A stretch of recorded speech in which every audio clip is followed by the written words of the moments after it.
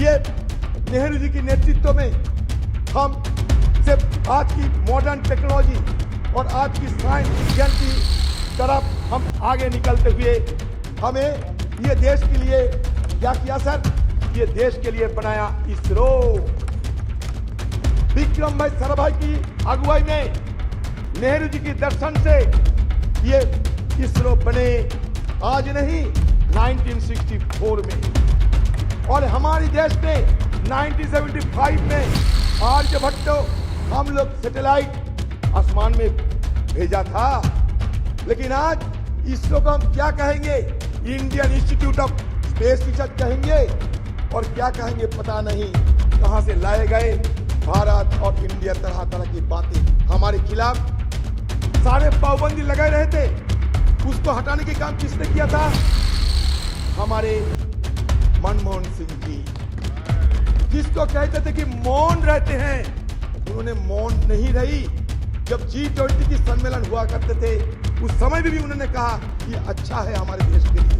वो मौन नहीं थी, लेकिन बात कम करते थे और काम ज्यादा करते थे। फर्क यही है।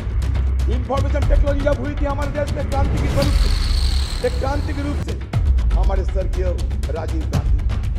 अब तो हम डिजिटल इंडिया की बात करते हैं। शुरुआत हमारे स्वर्गीय राजीव जी ने ये थे। शायद हम सबको ये याद में रखना चाहिए। सी डॉट से लेकर आज आर्टिफिशियल इंटेलिजेंस जितना भी एवोल्यूशन होते हैं, इसका पीछे क्या इतिहास है, इसको हमें ध्यान में रखना चाहिए। जिंदगी में कितने दोस्त आए और कितने बिखर गए।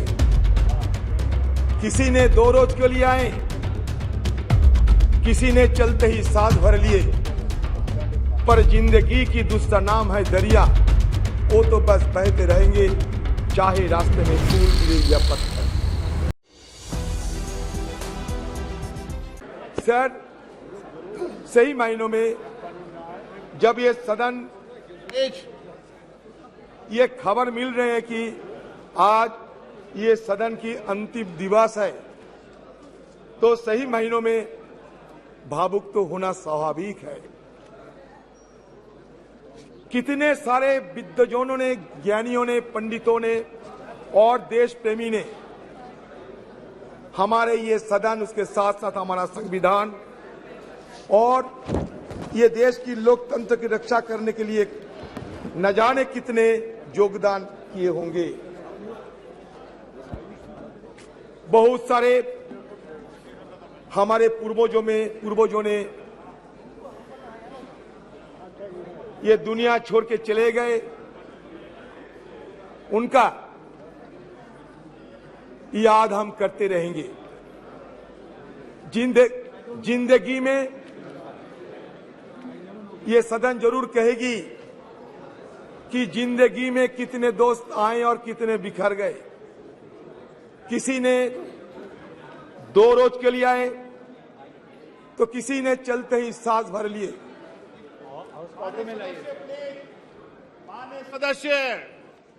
माननीय सदस्य प्लीज सिट डाउन। प्लीज माननीय सदस्य, नाम लेके पुकारूंगा, प्लीज बैठिए। माननीय सदस्य प्लीज बैठिए, बैठिए। सर क्या है सर? जिंदगी में कितने दोस्त आए और कितने बिखर गए। किसी ने 2 रोज के लिए आए, किसी ने चलते ही सांस भर लिए। पर जिंदगी की दूसरा नाम है दरिया, वो तो बस बहते रहेंगे, चाहे रास्ते में फूल गिरे या पत्थर। उसी तरह हमारी ये सदन की कारवां ये भी चलते आ रहे हैं और आज भी ये चल रहे हैं। Sir, today I may come to that conclusion that this is the last day. Naturally, we are all present here to bid the adieu of our old building. Our magnificent building today singing a swan song, because tomorrow onward we will be shifting to a new parliamentary edifice. Sir, मैं शुरू में ये कहना चाहते हैं, मैं ज्यादा समय तो नहीं है हम लोगों के लिए, कि जब संसद में संविधान की चर्चा हो, लोकतंत्र की चर्चा हो, तो हमारे पंडित नेहरू जी और बाबा साहेब अंबेडकर, नेहरू जी तो आर्किटेक्ट ऑफ मॉडर्न इंडिया कहते थे, बाबा साहेब अंबेडकर को हम फादर ऑफ द कॉन्स्टिट्यूशन मान्यता देते हैं। अच्छा लगा कि आज नेहरू जी के बारे में हमें भी मौका मिलेगा ये सदन में बात रखने की। तो शुरुआत में मैं ये कहना चाहते हैं sir, architect of modern India Nehru had said parliamentary democracy demands many virtues. It demands, of course, ability.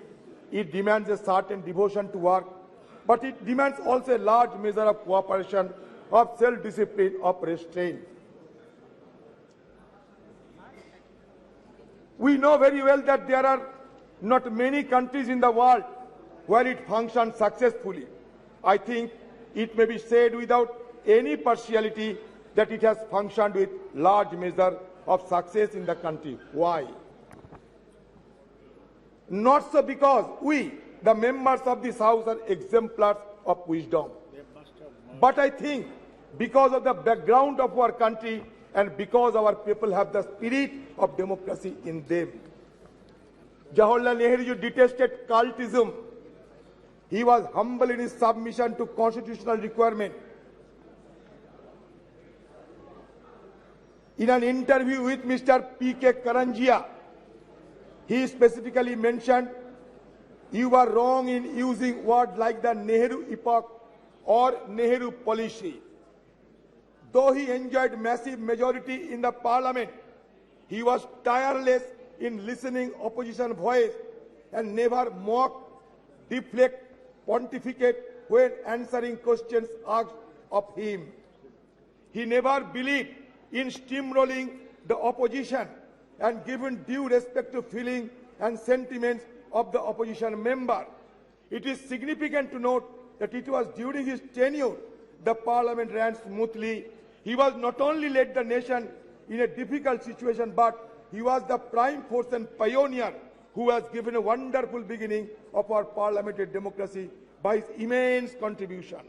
Sir, मैं आपके संगन में लाना चाहते हैं, even Speaker Bell would ring for Jawaharlal Nehru when he exceeded time limit while making his speeches in the parliament. It shows that no one was beyond parliament's prerogative, and that was Nehru's contribution. Analyzing Jawaharlal Nehru's contribution to the development of parliamentary democracy in India has become significant and mere relevant in the contemporary context, which forces us to recall the glorious beginning of our parliamentary democracy, where healthy debate and discussions were order of the day. Sir, अगर सदन में जवाहरलाल नेहरू की चर्चा ना होगी, तो it will be equivalent of the performance of Hamlet without the presence of Prince of Denmark. So at the stroke of midnight hour, the iconic speech has delivered in the parliament still has been reverberating the entire precincts of this house. Sir, another one, most illustrious person, Baba Saheb Ambedkar. Sir, Baba Saheb Ambedkar, who is regarded as the father of our constitution, he suggested that political democracy cannot last unless there lies at the base of it social democracy. What does social democracy mean? It means a way of life which recognizes liberty, equality, and fraternity, which are not to be treated as a separate items in the Trinity. They form a union of Trinity in the sense that to divorce one from the other is to defeat the very purpose of democracy. Equality, cannot be divorced from liberty. Liberty cannot be divorced from equality. And nor equality and liberty can be divorced from fraternity. Now we need the mantra of Baba Sahib Ambedkar, the mantra of Jawaharlal Nehru and other stalwarts who have made this parliamentary democracy glorious for us to be remembered again and again. Sir, ये parliament में कभी भगत सिंह जी एक बम फेंका था, लेकिन किसी को आहत करने के लिए नहीं, ब्रिटिश सरकार को जगाने के लिए 1929 में। सर, ये सदन में हमला हुई थी 2001 साल में, आतंकवादी ने हमला किया था, हमारे वॉच एंड वार्ड और सारे लोग ये आतंकवादी हमला को रोके थे। आज हम सब के लिए हमारी तरफ से श्रद्धा अर्पण करना चाहते हैं। ये सदन के सारे मेंबरों के साथ साथ हमारे जितने स्टाफ है सर, ये मेहनत करते हुए आज इस सदन को इतना गरिमामय बनाया है। सर, आप सुन के चौंक जाओगे सर, जब पंडित जवाहरलाल नेहरू ने हिंदुस्तान की ये प्राइम मिनिस्टरशिप को संभाला, ये देश को अगुवाई करने के लिए तैयार हुई, तब हिंदुस्तान की हालत क्या थी जानते हैं सर? हमारे आयु थी महज 32 साल, हमारा साक्षरता थी महज 12%। सर, पर कैपिटा हमारा रोजगार क्या था जानते हैं सर? सिर्फ 245 रुपया। आप सोचिए, एक तरफ अकाल, विभाजन, पाकिस्तान और हिंदुस्तान का बंटवारा, लाखों की तादाद के लोगों को जान गंवाने पड़े, सारे देश में तही तही मच गई थी। उसी कठिन हालत में जवाहरलाल नेहरू साहब को ये सरकार को संभालने पड़ी, और उस समय की हमारे आर्थिक हाल को भी अब देखिए कि रोजाना हमारी देश की हर व्यक्ति को रोजगार थी सिर्फ 245 रुपया। सर, आज 14-15 साल तक ये देश की हर व्यक्ति की रोजगार बढ़ाया गया था 72,000 रुपया, अभी उससे और बड़े होंगे। तो इसका मतलब किस जगह से उन्होंने शुरू किया था और किस जगह पहुंचे। इसीलिए उन्होंने कहा था उसी दिन कि long years ago we made tryst with destiny and the time comes when we will redeem our pledge. सिर्फ जवाहरलाल नेहरू नहीं, उस कॉन्स्टिट्यूएंट असेंबली में जितने लोग थे सारे ने ये शपथ ली थी कि हम देश को आगे बढ़ाएंगे, और देश आगे बढ़ते बढ़ते यहां तक पहुंचे। सर, चंद्रयान की बात हो रहे थे, आपको जानकारी देना चाहते हैं, 1946 में हमारे देश की आजादी के पहले ये नेहरू जी के नेतृत्व में एटॉमिक रिसर्च कमेटी बनाया गया था। 1948 से हमारे देश में ये नेहरू जी के नेतृत्व में हम सिर्फ आज की मॉडर्न टेक्नोलॉजी और आज की साइंस विज्ञान की तरफ हम आगे निकलते हुए हमें ये देश के लिए क्या किया सर? ये देश के लिए बनाया इसरो। विक्रम भाई साराभाई की अगुवाई में, नेहरू जी के दर्शन से ये इसरो बने, आज नहीं 1964 में। और हमारे देश में 1975 में आर्यभट्ट हम लोग सैटेलाइट आसमान में भेजा था। लेकिन आज इसरो को हम क्या कहेंगे? Indian institute of space research कहेंगे, और क्या कहेंगे पता नहीं। कहां से लाए गए भारत और इंडिया, तरह तरह की बातें। सर मैं दोबारा ये सरकार को ये जरूर ये कहना चाहते हैं सर, नहीं ये तर्क नहीं, इसरो की बात कहते हैं। सर आपको संगन में ये भी लेना चाहते हैं सर आपकी संगन में ये भी लेना चाहते हैं कि on the above of independence The Constitution Assembly met at 11 p.m. with President Rajendra Prasad in the chair. Sucheta Kripalini, a member from Uttar Pradesh, sang the first verse of Bande Mataram to mark the opening of special session. Prime Minister Jawaharlal Nehru delivered his famous Trees to Destiny speech. Sir, Speaker Mabalankar announced, sir, सुन लीजिए sir, Speaker Mabalankar announced the death of Mahatma Gandhi at a sitting of the Lok Sabha on February 2, 1948. उन्होंने क्या कहा था जानते हैं? We are meeting today under the shadow of double calamity. The sad demise of the tallest man of our age who has led us from slavery to independence and reappearance of the cult of political violence in our country. Mabalankar said a glory that was said by Mabalankar ji. What Nehru ji uttered, a glory has departed, and the sun that warmed and brightened our life has set, and we shiver in the cold and dark. Sir, सदन में चर्चा होगा, वो भी स्वतंत्र की मुद्दे पे, हमारे कॉन्स्टिट्यूशन की मुद्दे पे, और महात्मा गांधी जी के नाम की जिक्र नहीं होने से तो अच्छा नहीं लगता है सर। सर, हमें वाजपेयी जी को बहुत श्रद्धा करते थे, अभी भी करते हैं। सर, उन्होंने दिखाया ताकत। 1974 में इंदिरा जी पोखरान में एटॉमिक एक्सप्लोजन किए थे। सर, उस समय से विदेशों की ताकतों ने हमें कमजोर करने के लिए हर संभव प्रयास की, लेकिन अटल जी रुके नहीं।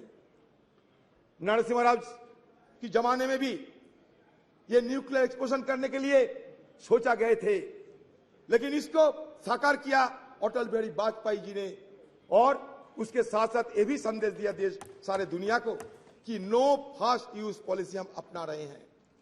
सर, उसके पहले हमारे खिलाफ सारे पाबंदी लगाए रहे थे, उसको हटाने के काम किसने किया था? हमारे मनमोहन सिंह जी, जिसको कहते थे कि मौन रहते हैं, उन्होंने मौन नहीं रही। जब G20 की सम्मेलन हुआ करते थे, उस समय भी उन्होंने कहा ये अच्छा है हमारे देश के लिए।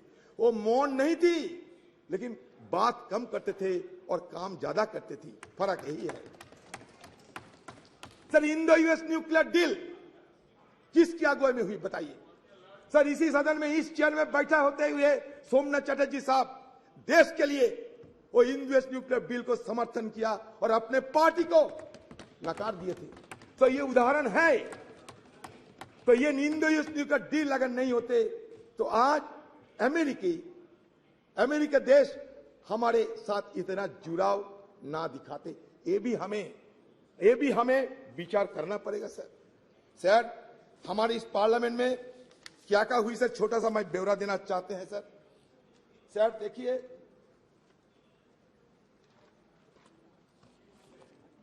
सर इस सदन में सर 1951 में रिप्रेजेंटेशन ऑफ पीपल्स एक्ट पारित हुई थी to ensure that people are given the right to vote. अगर वोट देने के अधिकार ना होते तो आज बाकी बात करने की हमें गुंजाइश ना मिलते। सर, दूसरा essential commodities act 1955, a law that has helped the government regulate the production, supply and distribution of essential commodities such as drugs, oil, kerosene, coal, iron, steel, pulses. Sir, तीसरा क्या हुआ? Green revolution in India 1967। 4, nationalization of bank.